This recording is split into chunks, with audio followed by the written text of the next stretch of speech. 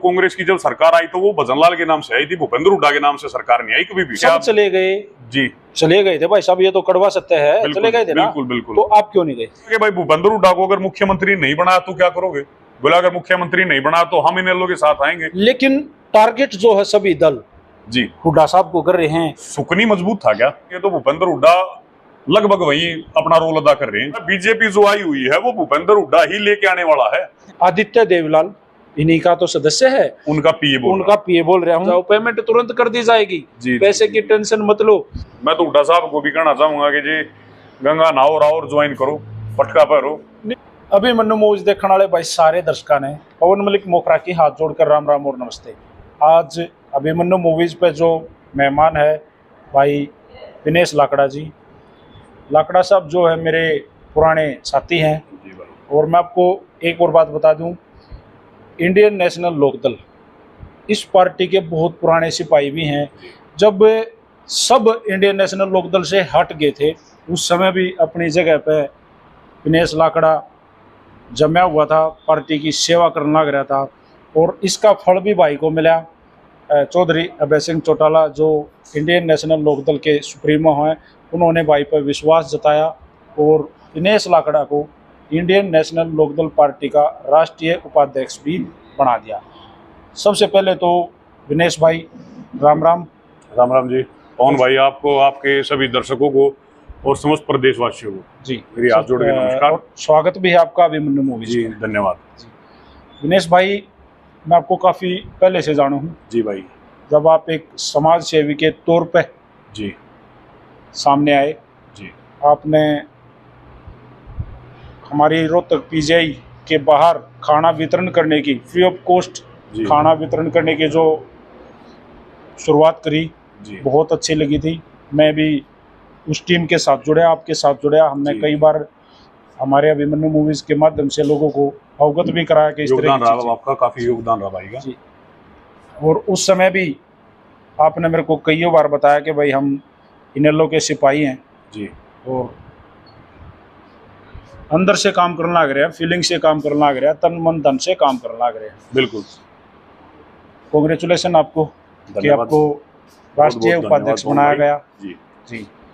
और अब एक नई बात चल रही है जी कि भाई चौधरी अभय सिंह चौटाला जी या अन्य पार्टियां रोहतक जहाँ के हम लोकल हैं जी, यहाँ गढ़ बनाया हुआ है। चौधरी साहब भी यहाँ बहुत सारे प्रोग्राम करने लग रहे हैं, अन्य पार्टियां भी यहाँ प्रोग्राम करने लग रही हैं। और जिनका गढ़ बोला जाता है जी, चौधरी भूपेंद्र सिंह हुड्डा और हमारे सांसद दीपेंद्र सिंह हुड्डा, वो भी पूरा जोर लगा रहे हैं। ये जोर किस तरह का लग रहा है? उनका गढ़ तोड़न का या वो अपना गढ़ बचाना चाह रहे हैं? और रोहतक ही क्यों सर? पवन भाई देखिए, शुरुआत हम आपने जिक्र कर दिया गढ़ के नाम से, तो पहले गढ़ का जिक्र कर देते हैं। रोहतक शहर जो है, रोहतक जिला जो है, वो कभी से शुरू से इनेलो का गढ़ रहा है।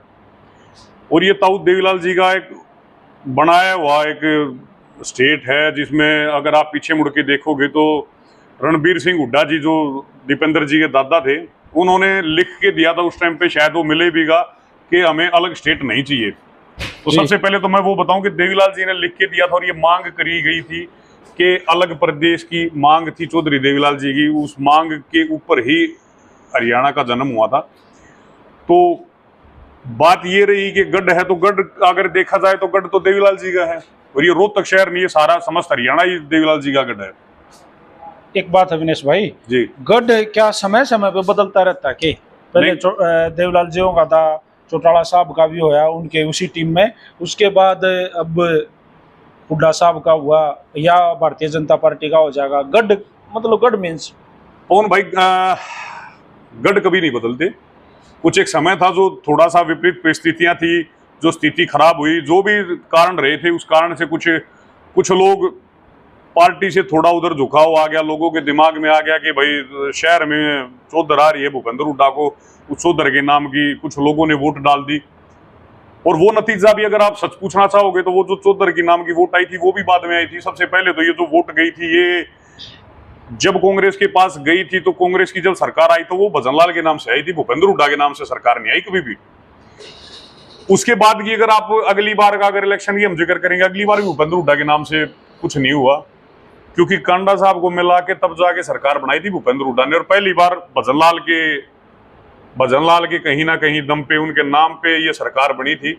उसके बाद लगातार जो 3 बारी चला है इलेक्शन, तीनों के तीनों बार भूपेंद्र हुड्डा को कहीं ना कहीं कांग्रेस सरकार ने आगे लाके खड़ा किया कि उनकी अगुवाई में इलेक्शन होगा।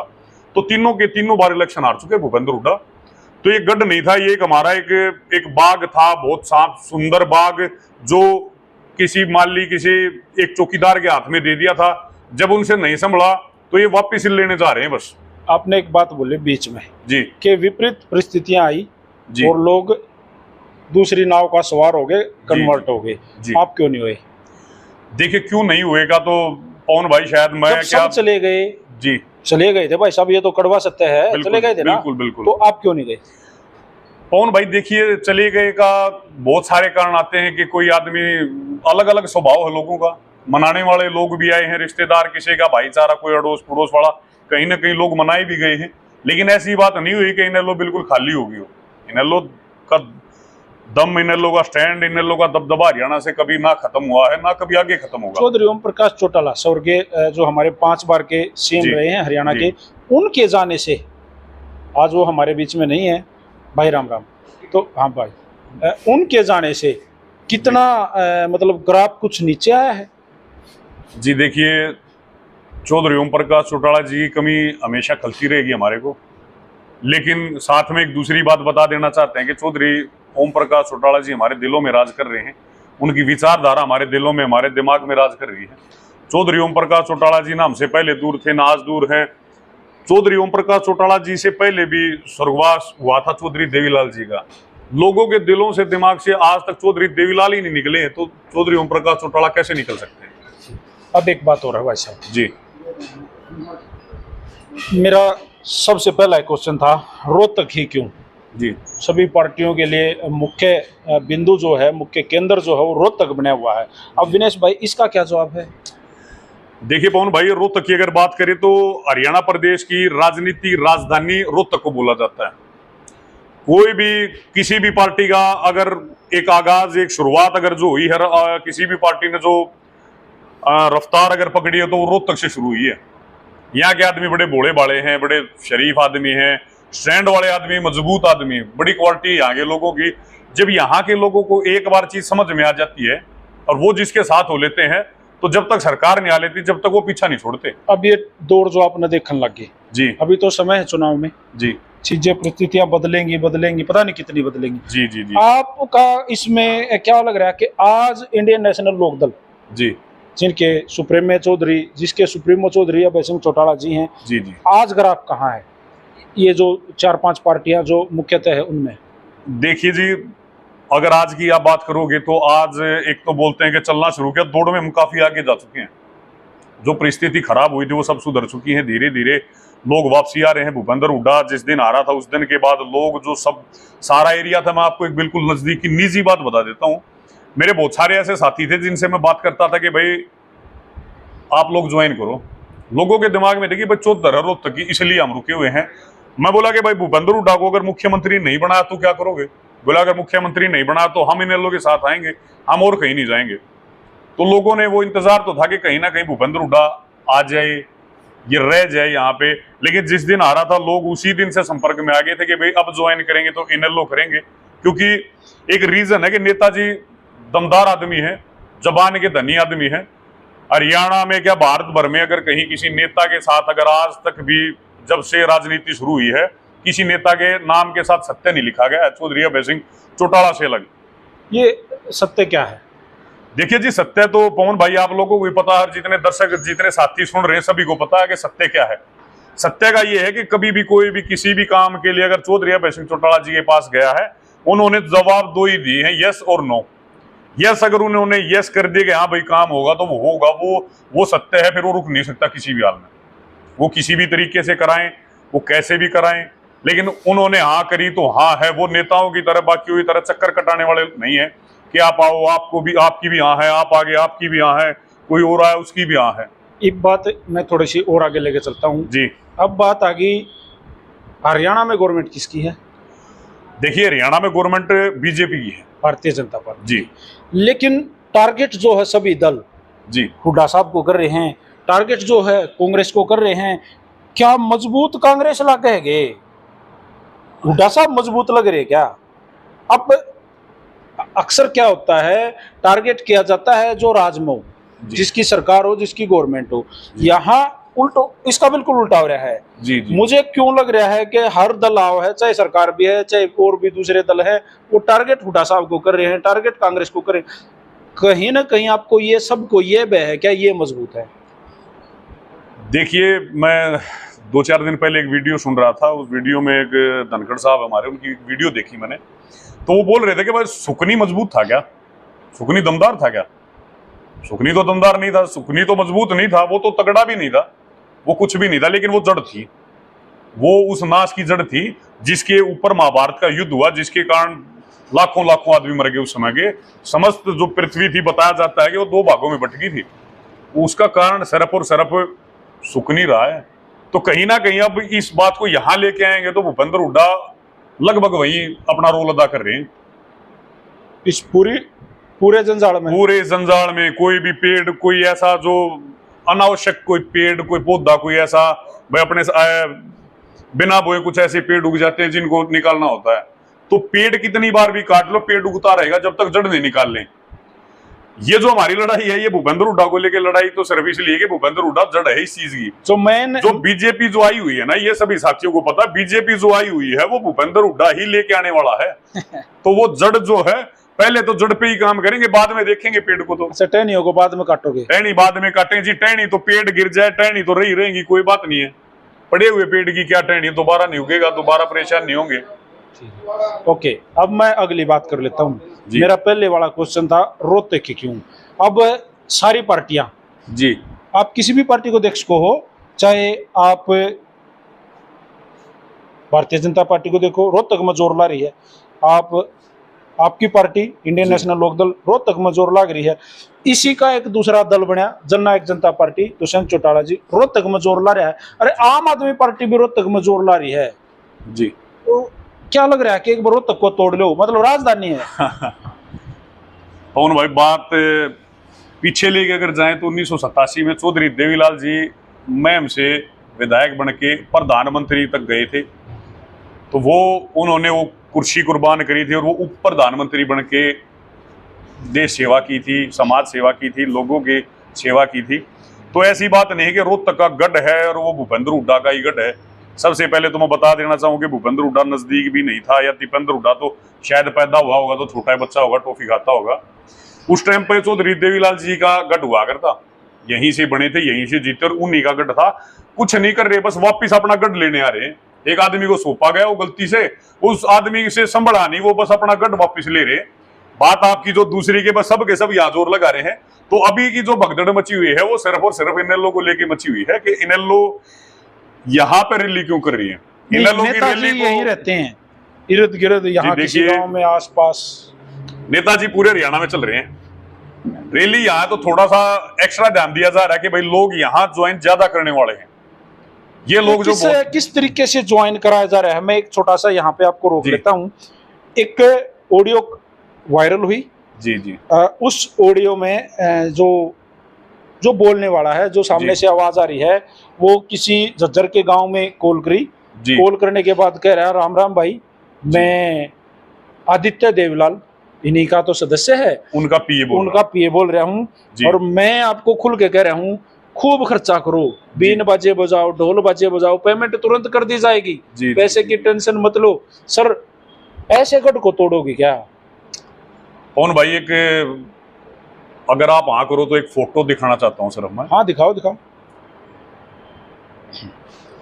लेकिन अगर ऐसे आप गढ़ को तोड़ोगे, जी जी, मैं वहीं पेमेंट कर दी जाएगी। मैं पूरी बात बताऊंगा आपको भाई, आप कैमरे को दिखा दो।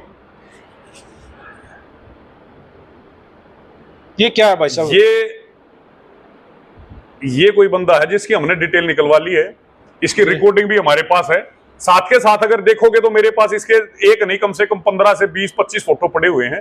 वो फोटो सभी के सभी आप देखिए। चलो, ये जो ये कमीज पजामे वाला जो बंदा है, ये चौधरी हमारे सांसद दीपेंद्र हुड्डा के साथ है। दीपेंद्र हुड्डा के साथ है, भूपेंद्र हुड्डा के साथ है, गीता अगले बुक्कल के फोटो में साथ ये है, और भूपेंद्र हुड्डा के साथ है। समस्त जितने भी गीता बुक्कल के उसमें बर्थडे पर केक कट लग रहा है। जी जी जी जी। और यहाँ भी हुड्डा साहब के साथ है, यहाँ भी। तो इस पवन ये भाई क्या दिखाना चाह रहे हो? मतलब ये सभी के सभी फोटो आपके पास सेंड कर देंगे। सर, ये मैंने- फोटो जरूर लगाना। सुनो मेरी बात, आप मेरी सुनो एक बार रुको। जी जी मैंने हुड्डा साहब के या उनके साथियों के फोटो दिखाने की बात नहीं कही थी। मैंने कही जी, थी आदित्य देवलाल के पीए की कॉल थी। पवन भाई मेरी बात की शुरुआत यहीं से। अब हाँ, फोटो दिखाना तो खाली एक शुरुआत है मेरी बात की। ये फोटो दिखाया गया था कि ये कांग्रेस का कार्यकर्ता है, ये भूपेंद्र हुड्डा के साथ में बैठा है, दीपेंद्र के साथ में बैठा है, ये गीता बुक्कल से राखी बंधवा रहा है। ये और भी बहुत सारे फोटो, तमाम कांग्रेसी जितने भी नेता उनके फार्म हाउस उनके घर पे बैठा हुआ एक आदमी है। ये सिर्फ और सिर्फ इनेलो को, चौधरी अभय सिंह चौटाला जी को बदनाम करने के लिए बोला गया ये है। कौन है? ये हम जानते नहीं, ये कांग्रेसी है कोई।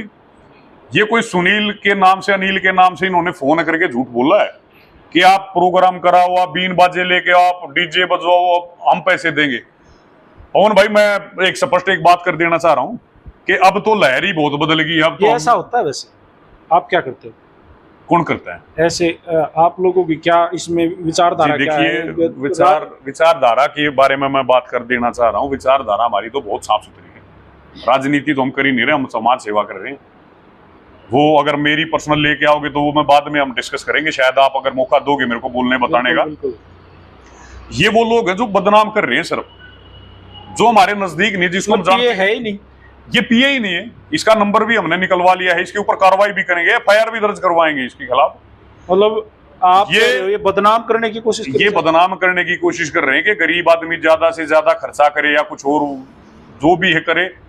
पहले मैं जो भी ये भाई जिसने भी हरकत करी है, जो हुड्डा साहब ने या जो भी कांग्रेस वालों ने जिन्होंने भी हरकत करवाई है ना, मैं उनको एक बात बता देना चाह रहा हूं कि आप पुराना रिकॉर्ड उठा के देख लो। जहां भी रैलियां हुई हैं, हर साल रैली हो रही है। 25 सितंबर एक जननायक जी हैं ताऊ देवीलाल जी, उनकी जब भी रैली हुई, 112वीं जयंती है, जब भी उनके नाम से रैली, जब भी उनके नाम से प्रोग्राम हुए हैं, आज तक कोई भी प्रोग्राम खाली नहीं गया है। किसी भी डिस्ट्रिक्ट की अगर आप उठाओगे, गूगल पे पड़ा है, सारा यूट्यूब पे है, कहीं भी आप निकाल के देखो, लाखों लाखों की संख्या में लोग पैदल, साइकिल, बाइक, जिसके पास जो साधन है, पैदल भी जाते हैं लोग, ट्रैक्टर ट्रैलियों में भी जाते हैं। ये लोग भाड़े वाले नहीं है कहीं भी। ताऊ देवीलाल के साथ इनका दिल मिला हुआ है। आज भी बूढ़े आदमी अगर गांव में जाओगे आप तो हरे खंडवे बंध रहे उन आदमी आगे। सरकार को आए तो काफी टाइम हो लिया, लेकिन उनके प्रति दीवानगी कम नहीं हुई आज भी। तो इनेलो पार्टी को कोई किराए की भीड़ लेके आने की जरूरत नहीं है। ये खाली बदनामी के लिए ही ये सारे काम कराए जा रहे हैं कि हम पैसे देंगे। जनता हमारी पैसे मांग ही नहीं रही, सक्षम लोग हैं सब के सब, और वो दिल से आएंगे, वो कोई जबरदस्ती नहीं आएंगे, को बुलाया जाएगा, रिक्वेस्ट करे। सर ये एक त्योहार के तरह मनाते हैं कि उनको ये पता है कि 25 सितंबर कहाँ मनेगा। पूरा हरियाणा भर उठ के रोहतक में आएगा, जगह कम पड़ जाएगी, किसी को पैसे देने की कहीं भी जरूरत नहीं है, जाम लग जाएंगे रोहतक के चारों तरफ। अब एक बात हो जी, एक आम कार्यकर्ता, आम सिपाही जी, किसी भी पार्टी का, जी, और उसी पार्टी का एकदम से राष्ट्रीय उपाध्यक्ष बनना, जी। कितनी पावर महसूस हो रही है? देखिए, मैं पावर के बारे में बता देना चाहूं पवन भाई, पावर तो इनेलो के हर एक कार्यकर्ता में बराबर की पावर है। जितनी चौधरी अभय सिंह चौटाला जी में पावर है ना, उतनी एक आम कार्यकर्ता में पावर है, एक पदाधिकारी में पावर है। तमाम जितने भी हरियाणा भर के जितने भी पार्टी से जुड़े हुए आदमी हैं, वो चौधरी ओम प्रकाश चौटाला जी बोला करते कि मेरी पार्टी का हर एक आदमी, हर एक वर्कर, हर एक कार्यकर्ता अपने आप में चौधरी ओम प्रकाश चौटाला है, अभय सिंह चौटाला है। तो पावर का तो कोई है नहीं कि हमें कहीं पावर दिखाने की जरूरत पड़ेगी। पावर की तो जरूरत ही नहीं है। सेवा कर रहे हैं हम तो सेवा के साथ लोगों को जोड़ रहे हैं। सेवा भावना, हमारा प्यार, सच्चाई, हमारा यही चीज हमारे लोगों को जोड़ रही है। एक राष्ट्रीय उपाध्यक्ष होने के नाते जी। मेरा एक सीधा क्वेश्चन है, हरियाणा में ना काफी सारी पार्टियां हैं जी, जो संघर्षल हैं भाई हमारी सरकार में। जी, इंडियन नेशनल लोकदल का किसके साथ जी। सीधा टकराव होगा? कौन सी पार्टी है जो बाद में आप न लगा है ताकतवर है? जी देखिए, मैं बता देना चाहूँ पवन भाई, पार्टी सिर्फ दो ही लड़ाई लड़ेंगे 2029 में।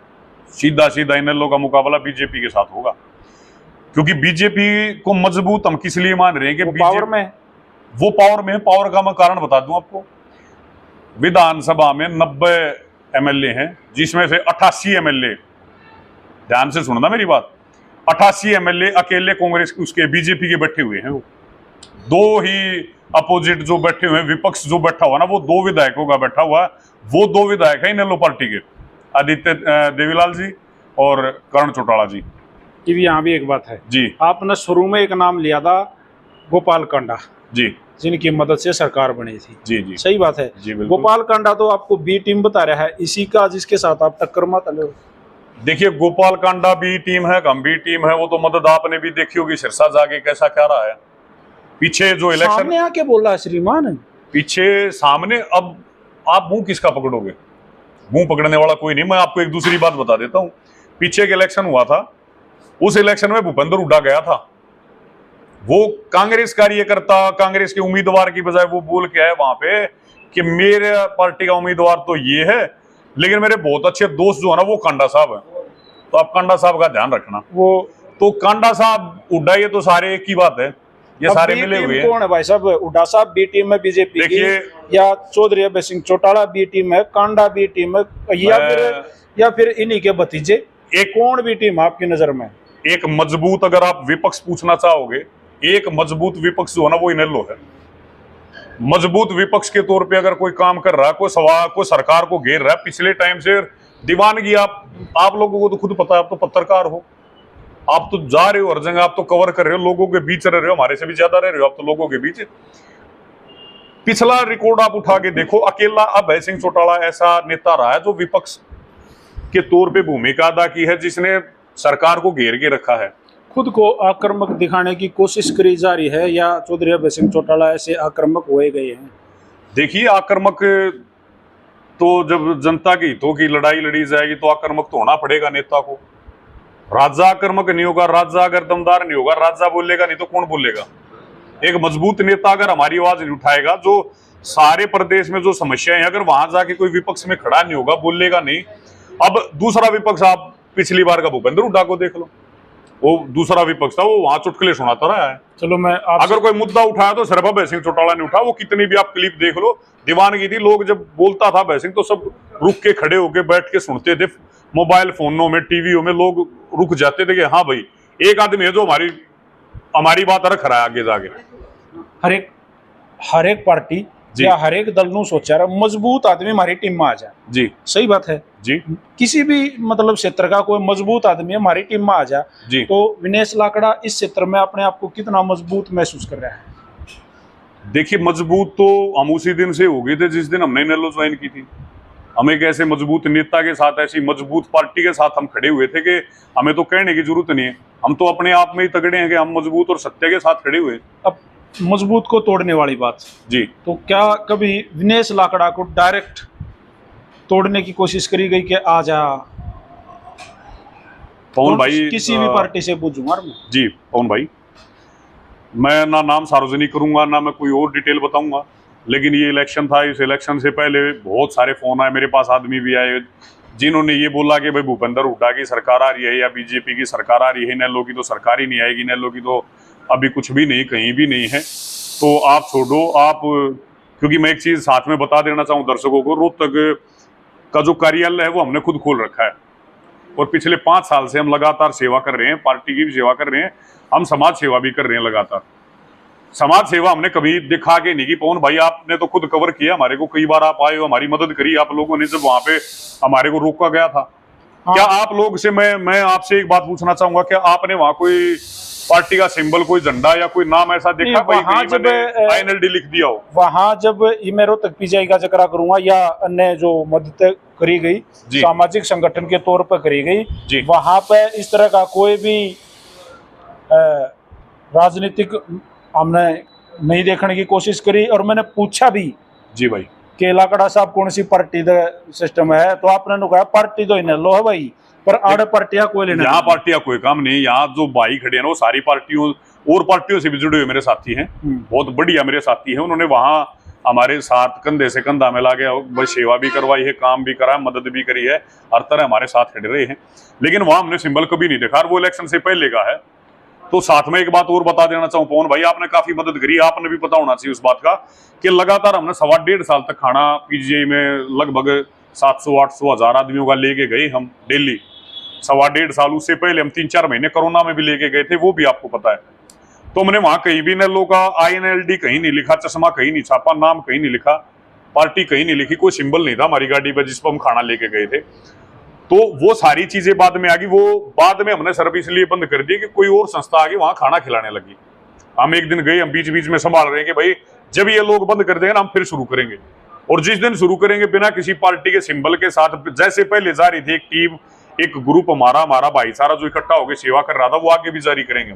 अच्छा, लोगों के जैसे भी ये सिंबल आपका जी सही बात है, और ये भी सिंबल है लोगों का जी, और कमल का फूल, अन्य सिंबल जी। सबको हटा के वापस इसको लोगों की आंखों में कैसे चढ़ाओगे? कौन भाई, सिंबल ही इतना अच्छा है हमारा, तो और लोगों को नीड है, सिंबल ही इतना अच्छा है हमारा, तो लोगों की नीड है। छोटे बच्चे से लेकर बड़ा बुजुर्ग बूढ़ा आदमी जो हो जाता है 90 साल तक का, जब कभी भी आंखों में दिक्कत आई है, जब आगे क्या चल रहा है, क्या हो रहा है, अगर वो क्लियर नहीं दिख पा रहा ना, तो चश्मा लगाना पड़ेगा। ताकत किस तरह की चाहिए है?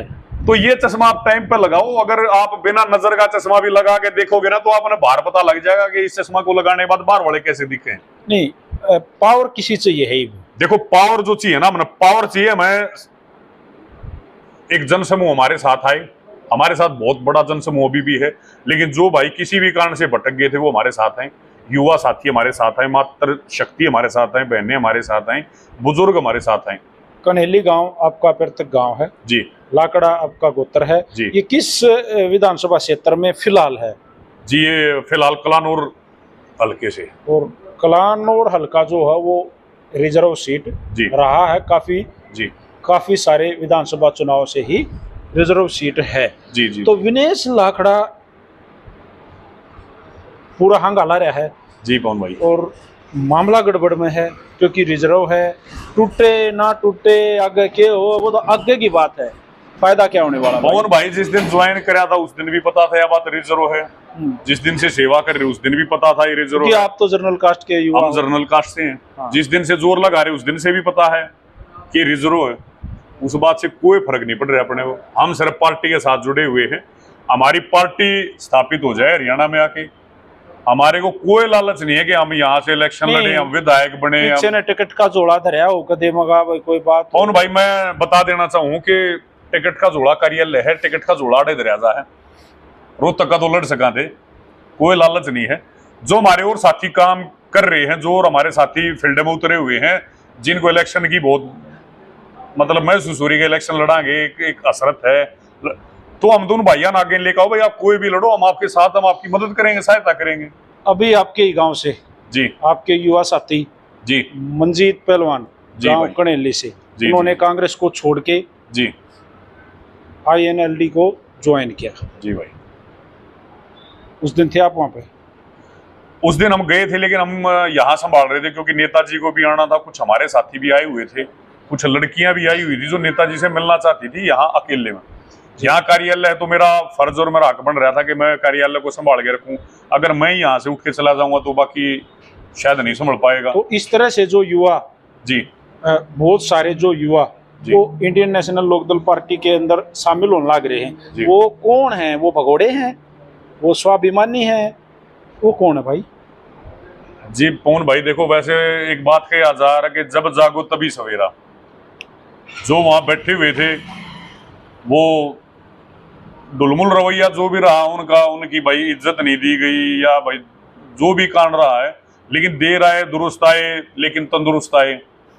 अभी भी ठीक ठाक आदमी जितने भी भाई हैं जो भी दूसरी पार्टियों में हैं, जो जहां जोर लगा रहा है, उन सब ने दिखाई दे रहा है कि एक ही नेता है अगर हरियाणा को बचाना है तो। अच्छा, इस मंच पे, जी, इस मंच पर जितने हैं, मैं सिर्फ रोहतक का जिक्र करूंगा जी, उनका भाईचारा तो मजबूत होगा। इस मंच का जिक्र है, इनेलो के जो मंच का जिक्र है, मजबूत, पूरा मजबूत है सबके सब। क्योंकि हर पार्टी में 2-3 पक्ष हो जा रहे हैं, ये फलाना पक्ष, दकड़ा पक्ष, मकड़ा पक्ष। कौन भाई, कोई पक्ष नहीं, या एक ही पक्ष है, या भाईचारे का पक्ष है, या इनेलो का पक्ष है। इससे अलग दूसरा कोई पक्ष नहीं है। सब के सब एक ही पक्ष में खड़े हैं, इनेलो के पक्ष में, दूसरा पक्ष नहीं आएगा। ये जो रैली होने वाली है जी, जननायक चौधरी देवलाल जी के जन्मदिन के उपलक्ष्य में, जो ये रैली होने वाली है, इस रैली के बारे में क्या सोचा है, किस तरह से इसको सफल बनाना है, इसमें क्या नया इन्वॉल्व करना है, क्या नई घोषणाएं करनी है, क्या है? पवन भाई देखिए, रैली जब से निर्धारित हुई थी, समय जब से सबको पता कि 25 सितंबर का समय रहता है। ये जगह कहाँ है? क्या चीज है? रोहतक में कहाँ? रोहतक में अनाज मंडी जगह फाइनल हुई है, वहां पे रैली होगी। और जब ये दौर जब चलता है कि रैली होगी कहाँ पर, जब ये फिक्स होती है कि कहाँ किस जिले में होगी, तो बड़ी रिक्वेस्ट करके हम ये रैली रोहतक में लेके आए थे कि जी रोहतक में रैली हम कराएंगे। तो रोहतक की रैली का जिस दिन टाइम रखा गया था, हम पहले भी मेहनत कर रहे थे, हम लगातार हर बार बड़ी संख्या में गाड़ियों की, आदमियों की बड़ी संख्या लेके हम हर बार रैली में पहुंचते हैं। इस बार तो हमारा प्रोग्राम हमारे घर के आगे है, तो जोर तो और भी लगाना पड़ेगा, क्योंकि रैली सफल बनानी है और पिछली रैलियों का रिकॉर्ड तोड़ना है। हालांकि रैलियां तो हर बार ही नैलो की रिकॉर्ड तोड़ रही है, कभी का रिकॉर्ड उठा के आप देखोगे तो रैली कोई भी हड़की नहीं रही नैलो की। कोई ये कह दे कि रैली में आदमी नहीं थे, कभी पैर रखने की जगह नहीं मिली है, जाम लगे हैं। जिस भी शहर में, जिस भी जिले में हुई है, जाम लगे हैं। हर एक आदमी, आखिरी गाड़ी जो चलती है वो शायद प्रोग्राम स्थल से, रैली स्थल से 10 किलोमीटर पीछे रहती है। हर एक गाड़ी, हर एक आदमी नहीं पहुंच पाता है, इतनी बड़ी संख्या में आ रही है। और इस बार का तो जन सैलाब आप देखोगे तो कमाल ही होगा। इस बार तो रोहतक शहर अपने आप में ये लगा हुआ है कि शायद पता नहीं क्या कर देंगे हम लोग इनेलो के लिए, ताऊ देवीलाल जयंती के लिए पता नहीं क्या कर देंगे। हर गली घर, हर गांव में, शहर की हर कॉलोनी में न्योते जा चुके हैं। हम रोहतक में लगे हुए, ऐसे ही हमारी पार्टी के सारे साथी पूरे हरियाणा में लगे हुए हैं। जब दो सेनाएं युद्ध करती है ना जी, और राजा महाराजा जी, बाकी जो टीम होती है ना, जो पीछे से युद्ध कर रही है, वो ऑटोमेटिक सरेंडर कर देते हैं। जी, इंडियन नेशनल लोकदल का भी जो राजा था वो हार गया था। तो देखिए इनेलो का राजा क्यों हार गया था, फिर वही बात आ गई कि फिर मैं आपको बताऊंगा, फिर वो आप मेरे से सवाल जवाब करोगे। राजा जो हारा था ना, राजा हारा नहीं था। राजा को हराने के लिए बहुत सारे इकट्ठे हो गए थे। पॉलिटिक्स है, साम दाम दंड भेद सब लड़ाते हैं, इन्होंने भी लड़ाया होगा, कोशिश तो इन्होंने भी करी होगी। ऐसा तो नहीं ढीले बैठ के। पवन भाई, मैं एक बात दर्शकों को बता देना चाह रहा हूँ। दर्शकों को सारा पता, सारे समझदार भाई हैं जो सुन रहे हैं, जो जिनके हाथ में मोबाइल है। हमारे को बताने की जरूरत नहीं, हर एक आदमी को पूरी बातों का पता है। चौधरी अभय सिंह चौटाला जी ऐसा था जिन्होंने विधानसभा को हिला के रखा हुआ था। उनके खुद के भतीजे दुष्यंत चौटाला से लेके, मनोहर लाल खट्टर से लेके, भूपेंद्र हुड्डा से लेके, जितने भी वहां पे विधायक बैठे हुए थे, अगर कोई सवाल जवाब हो रहा था तो सिर्फ और सिर्फ अभय सिंह चौटाला कर रहे थे, बाकी कोई सवाल जवाब करने वाला नहीं था। इन सब लोगों ने इकट्ठे हो गए एक मंशा बना ली थी कि कैसे भी करके अभय सिंह चौटाला को हरा जाए, विधानसभा से बाहर रखा जाए, ताकि तुम आराम से बैठ के और अपनी राजनीति कर सको 5 साल जी। तो इसी कारण से सारे इकट्ठे हो गए कि भाई जो दल मजबूत होगा, अगर कांग्रेस मजबूत होगी तो बीजेपी वाले को उसको कांग्रेस को दे देंगे, अगर बीजेपी मजबूत होगी तो कांग्रेस वाले बीजेपी को जितवा देंगे। तो आगे भी करेंगे, आगे करेंगे। तो इलेक्शन होने के बाद लोगों को साथ के साथ समझ में आ गई थी कि भाई गलत हो गया, तो सारा काम गलत आदमी चुना गया। भरत बेनीवाल, आपने शायद पीछे पानी का एक मुद्दा आया था, अगर उसने कॉमेडी के तौर पर भी लेस को आप उनसे एक सवाल कराया गया था, शायद दर्शकों को भी पता होगा, देखा होगा, नहीं देखा यूट्यूब देख लेना। बोले जी पानी लाने के लिए आप क्या करोगे? चौधरी अभय सिंह चौटाला जी तो लड़ाई लड़ रहे थे, आप क्या करोगे? बोले पानी लाएंगे, इकट्ठे होकर लाएंगे, ट्रैक्टरों में लाएंगे, ट्यूबवेलों में लेके आएंगे, हम कुओं से लेके आएंगे। उनको ये ही नहीं पता कि पानी लाना कौन से पानी के बारे में बात करी जा रही है। तो वो तो जिस दिन चुना गया था, जनता ने उसी दिन ये हाथ जोड़ लिया कि भाई गलती होगी और आगे दोबारा से गलती नहीं होगी जी। तो भाई विनेश लाकड़ा जी, और अब तो राष्ट्रीय उपाध्यक्ष हैं, तो राष्ट्रीय उपाध्यक्ष जी भाई विनेश लाकड़ा, और मैं सीधा विनेश लाकड़ा ने कहूँ कि हम भाई हैं। बिल्कुल हमारी अच्छी मित्रता है जी। मैंने पहले भी बताया आप लोगों को भाई वीडियो के स्टार्टिंग में कि पुराना क्रांतिकारी सिपाही है इंडियन नेशनल लोकदल का जी, और अब कमर कस ली, यही बात है। बिल्कुल पवन भाई, अब कमर कस लिया, शुरू से ही कमर कस रहे थे, इमड़ा और गणा और टाइट कर दिए, बोझ गणा ठा लिया।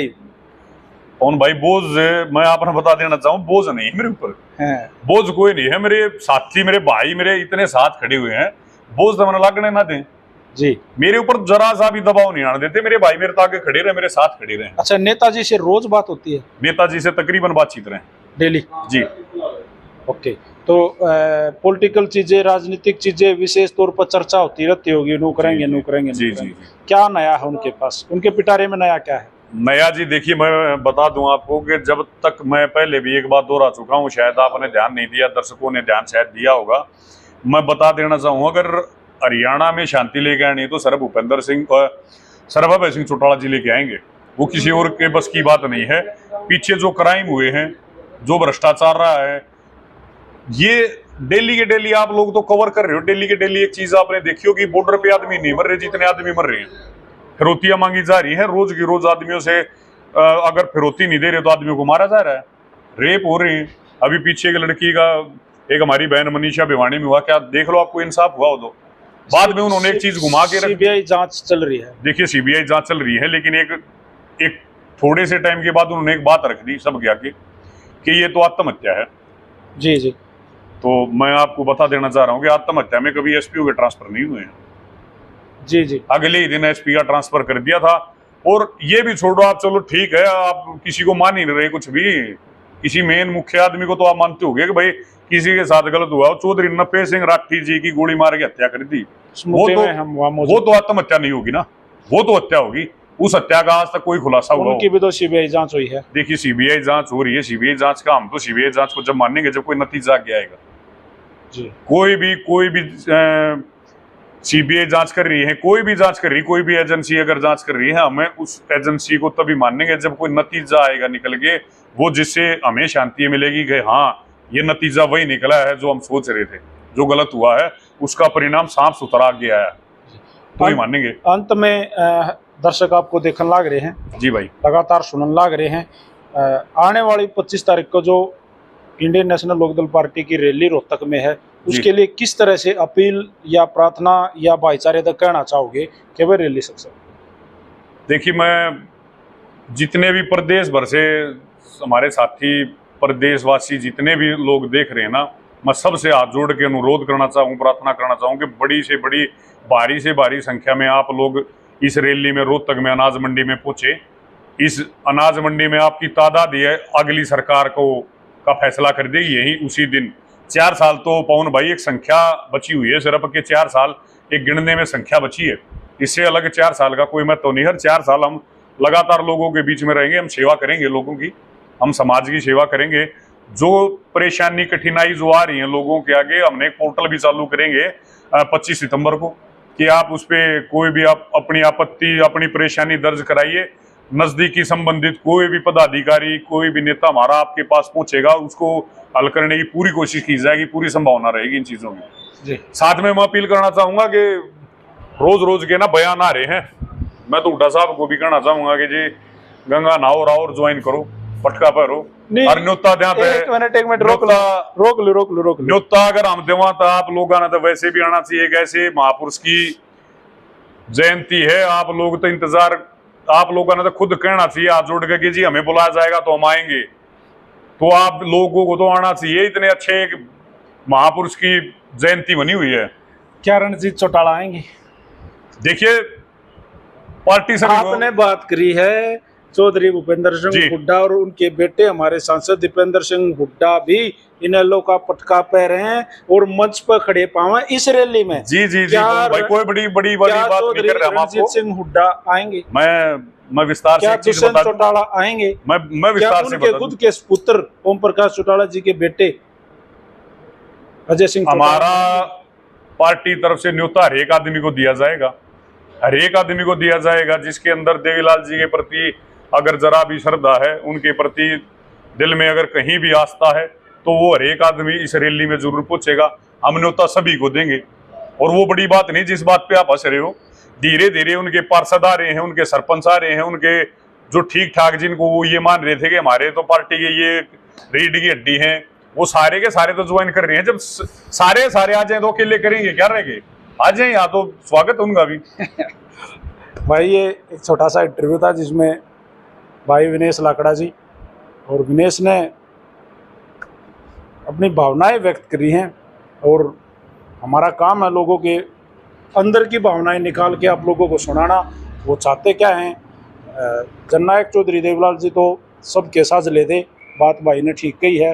उन्होंने हरियाणा प्रदेश के लिए बड़ी कुर्बानियाँ दी हैं, बड़े काम करे हैं, और आज उन्हीं की देन है कि बहुत सारी चीज़ें जो श्रेय चढ़ी जो हमेशा के लिए होगी, जैसे बुढ़ापा पेंशन। जी इसके अलावा और भी किसानों के लिए, मजदूर कमेरा वर्ग के लिए चौधरी साहब ने, स्वर्गीय चौधरी ताऊ देवीलाल जी ने बड़ी मेहनत करी। चौपाल जो बनाई गई थी पवन भाई, मैं एक मिनट और बता दूं, जी। ट्रैक्टर के जो टैक्स माफ हुए थे वो चौधरी देवीलाल जी ने करे थे। तंबाकू पे टैक्स जो था वो चौधरी देवीलाल जी ने किया था। रोड पे जो टैक्स लग रहे वो चौधरी देवीलाल जी ने माफ किया था। नहरों पे पटरियों पे चलने का टैक्स हुआ करता पहले, वो भी चौधरी देवीलाल ने माफ किया था। रेडियो का टैक्स चौधरी देवीलाल जी ने माफ किया था। लाडली योजना, मतलब मैं उनके एक तरीके बताऊं, जरूरतों को, जो मैं बार बार एक चीज रिपीट कर रहा हूं कि भाई जरूरतों को वो कानून बना दिया करते।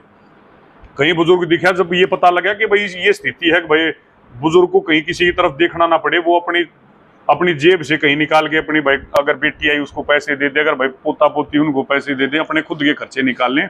तो एक समस्या उनके आगे आई, तो उसको कानून बना दिया कि भाई 100 रुपए लागू कर दिए हैं बुढ़ापा पेंशन। वो तो मिलेंगे, जो कभी किसी ने सोचा नहीं था कि भाई ऐसी भी कोई स्कीम लागू हो उसके इस प्रदेश में, वो चौधरी देवीलाल जी लेके आने वाले थे। एक दूसरी चीज मैं साथ में बता दूं, लाडली योजना का एक जो कदम उठाया था चौधरी देवीलाल जी ने उठाया था कि कहीं गाड़ी में जा रहे थे, कोई लेडीज थी, प्रेग्नेंट थी, तो वो काम करती दिखी, तो जाके ताऊ देवीलाल जी ने पूछा कि भाई बेटा आप क्यों लगे हुए ऐसे उसमें? बोला जी गरीब आदमी है, पैसा है नहीं, आगे भी पैसे चाहिएंगे।